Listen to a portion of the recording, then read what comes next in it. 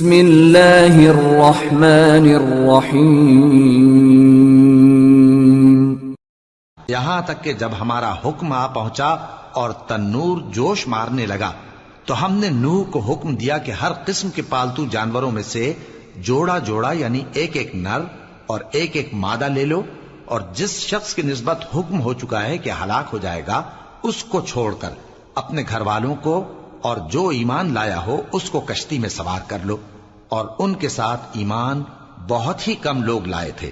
نوح نے کہا کہ اللہ کا نام لے کر کہ اسی کے کرم سے اس کا چلنا اور ٹھہرنا ہے، اس میں سوار ہو جاؤ، بے شک میرا پروردگار بخشنے والا ہے، مہربان ہے۔ اور وہ ان کو لے کر طوفان کی لہروں میں چلنے لگی۔ لہریں کیا تھیں؟ گویا پہاڑ تھے۔ اس وقت نوح نے اپنے بیٹے کو جو کشتی سے الگ تھا پکارا کہ بیٹا ہمارے ساتھ سوار ہو جا اور کافروں میں شامل نہ ہو،